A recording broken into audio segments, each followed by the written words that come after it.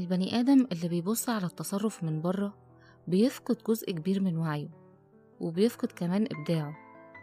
لما تحكم على الناس من اللي ظاهر من التصرف بتاعها وتاخد كل حاجة بسطحية، فحتى إبداعك هيبقى سطحي، لأنه طالع من نفس المساحة دي، مساحة فيها خوف، فيها حكم. لكن لما تبدأ تسأل هو عمل كده ليه؟ إيه اللي وصله لكده؟ إيه الألم؟ إيه الزاوية التانية اللي أنا مش شايفها؟ ساعتها انت بتدرب نفسك تشوف الحياة من أكتر من زاوية. حتى موهبتك، حتى شغفك، مش هتبص عليها من نفس النقطة السلبية بس، هتعرف تحلل، تركز، تطلع منه حاجة حقيقية. وانا مش بقول اني ما بصدرش أحكام، بالعكس ساعات بحس اني خلاص هصدر حكم على حد، بس بقيت أوقف نفسي وأسأل أنا ليه حاسة كده؟ هو الموقف ده لمس ايه جوايا؟ هل أنا فعلا شايفة الصورة كاملة؟ مش عشان أخلق أعذار للناس ولا علشان أبرر التصرفات الغلط، لكن علشان ما اسمحش للطاقة دي تسحبني، علشان ما أقعش في نفس الغلطة بشكل مختلف في يوم من الأيام. البني آدم طول ما هو عايش بيغلط، وكلنا عايشين بنقع، وده مش عبث. رحمة ربنا مش مخصصة للمعصومين بس، باب الرحمة مفتوح للتوابين والأوابين، وحتى اللي لسه ما فقوش قدامهم فرصة لحد آخر نفس إنهم يتوبوا. لأن ببساطة الشيطان موجود وعنده هدف واضح إنك تقع في الفخ، ومش كل مرة انت ضامن إنك ما تقعش. فبنغلط من غير قصد، وساعات بقصد، بس حتى لو بقصد فده بيجي من وجع، بيجي من نقص، بيجي من حاجة جوانا عمر ما حد شافها. مش معنى إني ما غلطتش نفس الغلطة اللي غيري غلطها إني عندي الحق إن أتكلم عليه أو أحكم، ولا أقول أنا عمري ما كنت هتصرف زيه، لأني معرفش هو شاف إيه ولا عاش إزاي ولا مين كسره ولا إيه اللي كان محتاجه وملقهوش. معرفش هيتوب أو هيفوق إمتى، ممكن يكون تاب بمجرد ما غلط الغلطة، ممكن يكون هيتوب كمان شوية، ممكن ما يتوبش، محدش يقدر يعرف. بس اللي أنا أعرفه إن أنا ماليش أي وجه حق إني أحكم على حد، لأن ببساطة أنا ما كنتش هو وما عشتش حياته. كل واحد فينا اتكون من بيئة، من أهل، من جروح، من مواقف، من يوم ما اتولد لحد يوم ما غلط، محدش غيره يعيشها. ومن الطبيعي جدا إننا نختلف، لكن مش طبيعي إننا نحكم على بعض. مش طبيعي إنك تمسك غلطة حد وتحبسه فيها. انت كده بتكون في دماغك فكرة عن الشخص ده، والفكرة دي مع الوقت بتثبت. كل ما الشخص ده يعدي قدامك هتلاقي مخك بيقولك ده اللي عمل كذا قبل كده. ساعتها بتنسى إنك كمان غلطت، بس غلطة يمكن شكلها أهدى أو أشيك، أو يمكن محدش شافها. وأحيانا الواحد بيغلط وهو مش عارف إن هو بيغلط، هو فاكر إنه ليه حق يعمل كده بسبب اللي شافه أو مر بيه.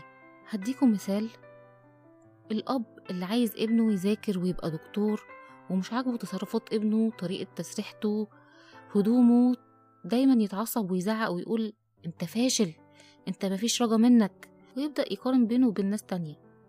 الأب ده مش وحش، هو خايف على ابنه، بيحبه وبيحاول يحميه، مش عايزه يندم نفس الندم اللي ندمه وهو صغير، مش عايز يشوف ده في ابنه. والابن اللي مش عايز غير انه يعيش حياته على راحته، يغلط ويتعلم، وشايف ان اللي انسب ليه انه يكون فنان مش موظف ولا دكتور.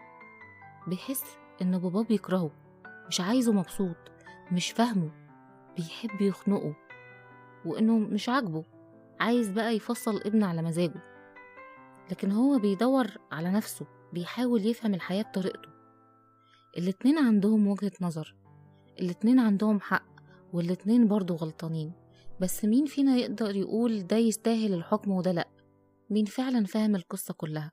الأب فاكر إنه كده بيحميه، مخنوق متعصب لأن الولد مش فاهمه، بتطلع تصرفاته بشكل يعكس الغضب لدرجة إنه ممكن يشتمه أو يهينه أو يحرجه قدام الناس. كل ده فعلا يترجم إنه كره، لكن لو بصينا من زاوية أعمق فكل ده نابع من حب وخوف اتمزج باليأس وقلة الحيلة، فطلع على هيئة غضب لدرجة إن الأب نفسه ممكن يقوله أنا بكرهك، يا ريتني ما خلفتك. هو مش فاهم إن الولد فعلا محتاج يقع علشان يتعلم، محتاج يكتسب الخبرات عن طريق ارتكاب الأخطاء. بس دي فطرته الأبوية، هو كمان اتربى كده، أبوه رباه كده، ده اللي شافه وده اللي عاشه. الولد مش قادر يشوف ده، وطبيعي ما يشوفش ده، لأنه شايف من زاوية واحدة بس الاتنين أصدروا أحكام على بعض، والاتنين مش صح 100% ولا غلط 100%. والناس اللي حواليهم شايفين القصة برضو، أصدروا أحكام عليهم، وبرضو مفيش حكم صح 100%. أصعب حاجة في الدنيا إنك تتفهم غلط، والأسوأ إن حد يحكم عليك من لقطة في يومك وينسى إنك إنسان. فاكرين إن هما بيقولوا رأي، بس في الحقيقة بيصدروا حكم. فكر قبل ما تقول هو مش كويس، فكر قبل ما تقول أنا عمري ما هعمل كده، لأنك ببساطة مش هو.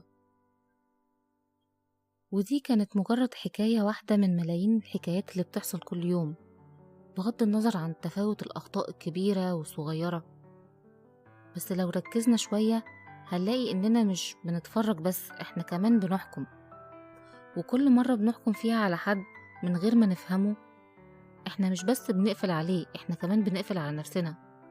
لأن إصدار الأحكام مش بيحبس الشخص التاني، ده بيقفل عندنا باب الوعي وبوابة التحليل، حتى تيار الإبداع. لما تبص على الفعل من بره من غير ما تسأل نفسك يا ترى إيه اللي وصله لكده، بتقفل الباب اللي كان ممكن يعلمك، وبدل ما تطور نظرتك بتغذي جوه عقلك مركز الخوف اللي بيهمس كل يوم خلي بالك ما تغلطش، الناس هتحكم عليك. أنا مش بقولك وقف إصدار أحكام دلوقتي، أنا بقولك راقب نفسك. لما تلاقي نفسك هتقول هو ازاي عمل كده، اسأل نفسك قبلها هو أنا فاهم كل الزوايا صح؟ أو اسأل نفسك أنا إيه اللي استفزني قوي كده؟ مش عشان تبرر اللي قدامك، بس علشان كمان ما تقعش في نفس الطاقة اللي وقع فيها. لو وصلت لحد هنا قولي، تدي لنفسك كام من 10 في حتة إصدار الأحكام؟ ولو هتدي لنفسك رقم عالي، هل حاسس إنك هتبدأ تلاحظ نفسك وتراجعها لما تيجي تصدر حكم على حد بعد كده؟ حتى لو الحد ده عمل حاجة غلط، ولا هتكمل زي ما انت؟ مستنية إجاباتكم في الكومنتس.